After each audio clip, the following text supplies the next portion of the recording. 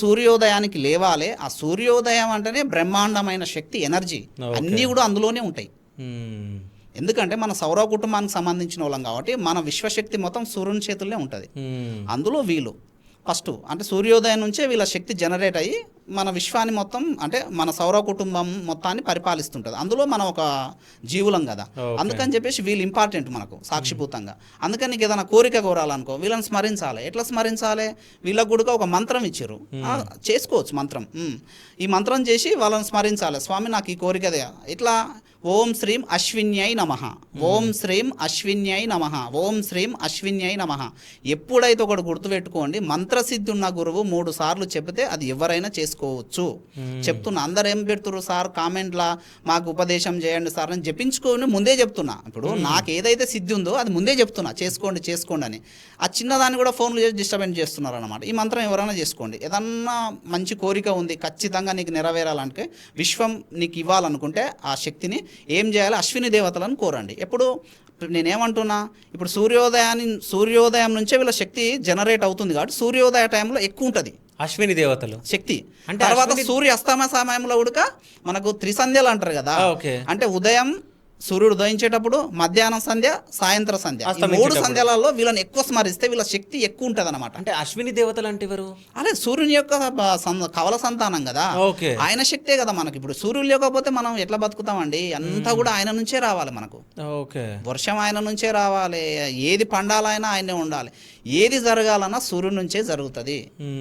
మన cosmic energy మొత్తం సూర్యుని చేతుల్లో ఉంటుంది, మన సౌర కుటుంబం వరకు. ఇలాంటి సూర్యులు ఎంతో మంది ఉన్నారు ఈ ఖగోళంలో, విశ్వంలో. ఈశ్వరుడు ఏం చేసిన, సదాశివుడు ఏం చేసిండంటే ఈ 9 అంటే సూర్యుని పక్కకు పెడితే, సూర్యుడు ఫస్ట్ ఏంది ఒక నక్షత్రం యాక్చువల్గా. ఆయనకు ఈ గుణాలను మొత్తం కలిగి ఏం చేసిండు, ఈ నక్షత్రమైనటువంటి సూర్యుడు సదాశివుని స్మరించిండు. స్మరించినప్పుడు ఏం చేసిండు, ఒక గ్రహంగా మార్చి మిగతా 8 గ్రహాలకు ఎడ్డును చేసిండు. ఈయన ఈ సూర్యుని ఎడ్డును చేసిండు సదాశివుడు. ఆయన ఈ సౌరవ కుటుంబానికి ఎడ్ అయిపోయాడు. ఎవరమైనా సరే సదాశివుని మనం సాధన చేయాలి. అంటే ఇక్కడ సదాశివుడు అంటే ఏంది, విశ్వంలో 2వ దేవత, పెద్ద దేవత అనమాట. ఫస్ట్ అమ్మవారు నుంచి సదాశివుడు, ఆయన చేతిలో ఉంటుంది మన మొత్తం. ఇప్పుడు ప్రైమ్ మినిస్టర్ ఉన్నాడు, ప్రైమ్ మినిస్టర్ ఏముంటుంది, మనకు చేతిలో సీఎంఏ ఉంటుంది, మన రాష్ట్రాన్ని పరిపాలించేది. ఆ విధంగా అన్నమాట.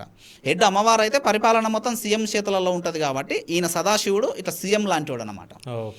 ఈ విధంగా ఇట్లా శక్తి జనరేట్ అవుతుంది. అదే అశ్విని దేవతలు ఉన్నారు కదా, వాళ్ళని ఏం చేయాలి? కోరికలు ఎక్కువ నీకు సిద్ధించాలంటే ఫస్ట్ సూర్యోదయం అవుతున్నప్పుడు ఓం శ్రీం అశ్విన్యై నమః, ఓం శ్రీం అశ్విన్యై నమః అని చెప్పేసి తూర్పు ముఖంగా ఉండి ఆయనకి ఏం చేయాలి?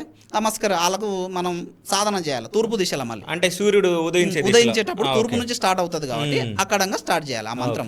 స్టార్ట్ చేసి ఆ సూర్యుని చూసుకుంటూ నమస్కరించినాం అనుకో, కథం వాళ్ళ ఇప్పుడు కాస్మిక్ ఎనర్జీ అనేది ఈ శరీరాన్ని తలుగుతుంది. వాళ్ళు బెత్తంతో ఇట్లా కొడతారన్నమాట. కొట్టినప్పుడు ఆ కోరిక నెరవేరుతుంది. అప్పుడు ఆ కోరిక నెరవేరేటప్పుడు నిజంగా ఈ మంత్రం ఖచ్చితంగా వాడు మనస్ఫూర్తిగా చేస్తే ఒళ్ళు పులకరిస్తుంది. వాళ్ళు ఇట్లా కొడతారు, గాలి రూపంలోంచి ఇట్లా కొడతారు, సక్సెస్ అయిపోతుంది అది. తర్వాత మధ్యాహ్న సమయంలో కూడా సూర్యుడు తూర్పు నుంచే ఉంటాడు కాబట్టి అక్కడ తూర్పు నుంచే చేయాలి. ఒకవేళ సాయంత్రం అయినప్పుడు ఏం చేయాలంటే పరమడ ఉండి చేయాలి. చేసి ఈ మంత్రం చేస్తే ఖచ్చితంగా వాళ్ళ కోరికలు నెరవేరుతాయి. వాళ్ళు మన కోరికలు నెరవేర్చడం కోసం మనకున్న ఇప్పుడు రోగం తగ్గాలనే కోరాలి వాళ్ళను. వాళ్ళ వైద్య దేవతలు ప్రతిదాన్ని న్యూట్రలైజ్ చేసి వైద్యమే కదా, అట్లా వైద్య దేవతలను కూడా వాళ్ళకే పేర్లు. అందుకని తథాస్తు దేవతలు చాలా గొప్ప. ఇప్పుడు యజ్ఞాలు యాగాదులు చేసేటప్పుడు కూడా వాళ్ళు ఇటు బెత్తంతో కొట్టినప్పుడే ఆ యజ్ఞం ఫలిస్తుంది, లేకుంటే ఫలించదు. అందుకని అశ్విని దేవతలను స్మరించాలి మనం పూజ చేసేటప్పుడు కూడా. వాళ్ళు రావాలి, వస్తారు అంతే. ఏడంగా వస్తారంటే కాస్మిక్ అంటే గాలి రూపంలో వచ్చి ఉంటారు అక్కడ. అట్లా ఈ విధంగా ఉంటుంది అన్నమాట. తర్వాత 2 గ్రహపరంగా ఇంకోటి కూడా చెప్పాలా. అందరు ఏమనుకుంటున్నారు అంటే బాధ వచ్చినప్పుడేమో బాధపడుతున్నారు, నా పని అయిపోయింది, నా జీవితం అయిపోయింది ఇంతే అని అనుకుంటున్నారు. సంతోషం వచ్చినప్పుడేమో ఎగిరి గంతేస్తున్నాడు, దేవుని పొగుడుతున్నారు. బాధ వచ్చినప్పుడు దేవుని తిడుతున్నారు, నాకు కష్టాలు వస్తున్నాయి, నన్ను ఇట్లా చేసిండు, నేనేం పాపం చేసినానంత. నీ చేతిలో ఉంది భయ్, అదంతా నువ్వు క్లియర్ చేసుకో. నేనేమంటున్నానంటే కష్టాన్ని ఆ విధంగానే భరించు, సంతోషాన్ని కూడా ఆ విధంగానే భరించు. అది నీ కర్మానుసారంగా వస్తుంది. ఒకవేళ కష్టం వచ్చినప్పుడు మన సౌర కుటుంబం వరకు కష్టానికి కారకుడు ఎవరంటే శనీశ్వరుడు. ఇప్పుడు శనీశ్వరుడు ఏం చేస్తాడంటే ఆయన కర్మసాక్షి కదా, గ్రహ చక్రవర్తి ఆయన పరిపాలిస్తూ ఉంటాడు. ఉదాహరణకి ఇవాళ ఏమారం చెప్పు, ఇవాళ ఏమారం గురువారం. అవును. గురువారం అన్నప్పుడు ఏమవుతుంది అంటే సూర్యోదయానికి గురుగ్రహం సూర్యునికి ఎదురుంగా ఉంటుంది. ఓకే. ఆ రోజును మొత్తం అది గురువారం అని ఋషులు మనకు పేరు పెట్టారు అనమాట. గురువారం అయినప్పటికీ కూడా ఆ రోజు కర్మ సాక్షిభూతంగా ఎవరు ఉంటారు అంటే శనీశ్వరుడే ఉంటాడు. ఓకే. అందుకని చెప్పి కర్మ ఇచ్చిన ఆ రోజు నీకు ఫీవర్ వచ్చింది అనుకో, ఆ ఫీవర్ని ఎంజాయ్ చేయి బాయ్. స్వామి శనీశ్వరుడా, నేను ఏ పాపం చేసినో పోయిన జన్మల నాకు ఆ ఆ కర్మ ప్రకారం నాకు శిక్షిస్తున్నావు, సరే ఇంకా శిక్షించు, నా పాపం మొత్తం పోయేటట్టు శిక్షించు అని ఎంజాయ్ చేయి, కొంచెం ఓపిక పట్టుకో. ఆయన ఏం చేస్తాడు, శనీశ్వరుడు ఎవరో కాదు, నీ నీడనే నీ వెనకనే ఉంటాడు. కనబడుతున్నా నీ నీడ ఆయనే, ఆ నీడ రూపం, ఆ నీడని పరిపాలిస్తున్నది ఆయనే. నీ వెనకనే ఉండి ఏం చేస్తాడు, బాబా వీడు కష్టాన్ని కూడా ఎంజాయ్ చేస్తున్నాడు కదా, వీడు పునీతుడే అని చెప్పి తదాస్తుంటాడు. అప్పటికప్పుడు ఎంత జ్వరం వచ్చినా తగ్గుతుంది చూడు. ఆ జ్వరానికి భయపడి దేవుని తిట్టుకోవడం, కాలాన్ని తిట్టుకోవడం, చెడుగా ఊహించడం జరిగిందనుకో, నీకు ఎక్కువైతుంటుంది అది. దాన్ని పాజిటివ్ తీసుకో. ఎట్లా తీసుకో, నా కర్మానుసారం వస్తుంది, అదే ప్రాయచిత్త గుణం కదా, నా కర్మానుసారం వస్తుంది ఇది, దీన్ని నేను న్యూట్రలైజ్ చేసుకోవాలి, తప్పకుండా పొందాలి. ఇప్పుడు పొందలేదు అనుకో, ఇది మొత్తం మిగిలిన నెత్తి మీద పడుతుంది ఇక, అప్పుడు పైకోనికనా. అందుకని ఎప్పటి శిక్ష, అదే విశ్వరహస్యం. ఇక్కడ విశ్వరహస్యం అంటేనే అది, దేనినైనా మనం సమభాగంగానే తీసుకోవాలి. సంతోషం వచ్చినప్పుడు ఏదో ఎగురులాడి, దుఃఖం వచ్చినప్పుడు ఏడ్చుకుంటా కూర్చుంటుంటే కరెక్ట్ కాదు. బాధలు వస్తాయి, బాధలు వచ్చినప్పుడు ఏమనాలి, శని భగవాన్నే అడగాలి, ఆయన ఈ బాధల కారకుడు కదక్క. అప్పుడు అనాలి, స్వామి సరే నేను ఇప్పుడు డబ్బులు లేక బాధపడుతున్నా, సరే స్వామి ఇంకా ఏమైనా తప్పులు చేసి ఉంటే ఇంకెక్కువ శిక్షించు, నన్ను ఇంకా ఎక్కువ శిక్షించు అని అడగాలి. అడిగినప్పుడు అరే వీడు ప్రాయచిత్త పడుతుండు అంటే వీని అంతరాత్మ ప్రాయచిత్త పడుతుంది, వీని మనం పునీతుని చేయాలి అని ఆయన చేతిలో ఉంటుంది ఆ పవరు.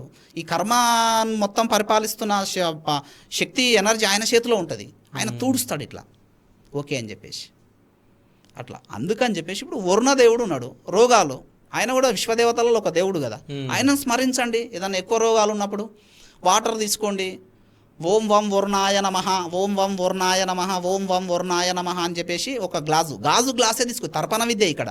గాజు గ్లాస్ తీసుకొని అందులో వాటర్ చేతిలో పట్టుకొని, వరుణుడు ఎక్కడ ఉంటాడు, పరమడ వైపు ఉంటాడు. పరమడ మళ్ళీ ఏం చేయాలి, ఆ మంత్రం చేతిలో పట్టుకొని ఓం వం వరుణాయ నమః, ఓం వం వరుణాయ నమః అని ఒక 108 సార్లు చదివి అని ఊది ఆ నీళ్ళు తాగండి, అది అమృతం. వరుణుడు అమృతాన్ని ఇస్తాడు, ఇంకా నీకు రోగం తగ్గుతుంది తక్షణమే. అంటే ఈ విశ్వశక్తిని ఈ విధంగా తీసుకోవాలి. ఈ వరుణదేవుడు ఎవరో రోగాన్ని హరింపజేసే దేవతగా తీసుకుంటాం. అంటే అమృతం అంటే ఇంకా అమృతం సిద్ధిస్తాడు కాబట్టి ఏ రోగానో తగ్గాలి కదా. ఇవన్నీ కూడా పరిపాలన చేసుకోవాలి. ఇంకోటి ఏంటంటే మెడిసిన్, నేను ఏమంటున్నాను అంటే నా రీసెర్చ్ ప్రకారం కలియుగంలో మెడిసిన్ ఏది కూడా శాశ్వతంగా పనిచేయదు. నా మాట విని సనాతన ధర్మాన్ని మాత్రమే ఫాలో కావాలి, ఖచ్చితంగా ఇది వస్తుంది. ఓకే. ఎందుకంటే ఇప్పుడు కలికి మహారాజు, నేను కలికి మహారాజు డిపార్ట్మెంట్, నేను అదే ఫాలో అవుతా. ఎందుకంటే విష్ణువు యొక్క 10వ అవతారం. కలియుగం చాలా ఘోరంగా ఉంటాడు, వధిస్తూ ఉంటాడు ఆయన, నరుక్కుంటూ వస్తూ ఉంటాడు. ఇంకంతే ఇక ఆయన తయారవుతున్నాడు. ఇప్పుడు శంబల అనే ప్రాంతంలో తయారవుతున్నాడు. ఎవరు తయారు చేస్తూ, ఋషులందరూ కలిసి శక్తి ధారపోస్తున్నారు ఆయనకు. కాదు, ఎక్కడ విన్నాం శంబల అనేది, హిమాలయాలలో ఉంటది, రహస్య నిలయం అది. ఓకే. అది అందరికీ కూడా కనబడదు, అందరికీ కూడా కనబడదు. కొంత సిద్ధి సంపాదించిన వాళ్ళకు కనబడుతుంది ఆ శంబల ప్రాంతం అనేది. హిమాలయాలలో శంబల ఎక్కడ ఉందని చెప్పి దేవుళ్ళకి దొరకదు వాళ్ళకు. నేనేమంటున్నా అంటే మానవ నేత్రంతో చూడకు, మనోనేత్రంతో చూడు. మనోనేత్రంతో చేయాలంటే అది సిద్ధి ఉండాలి ఫస్ట్ ఆఫ్ ఆల్. సిద్ధినోళ్ళు పోయి చూస్తే శంబల కనబడుతుంది. అక్కడ ఎవరుంటారో తెలుసా, ఋషులు, దేవతలు, వాళ్ళందరూ అక్కడ తిరుగుతూ ఉంటారు. పైనుంచి కిందికి వస్తుంటారు, కింది నుంచి పైకి పోతూ ఉంటారు, మనకు కనబడరు. ఒకవేళ నీకు కనబడాలని ఉంటే సాధన చేయడం అంటే ఇక్కడ విశ్వం నుంచి ప్రతిదీ కూడా సాధించవచ్చు, ఏదైనా సాధించవచ్చు. డోంట్ కేర్, ఇలా సందేహం, నీకు దమ్ము ఉండాలి ఫస్ట్. విశ్వంలో అన్ని ఇమిడి ఉన్నాయి.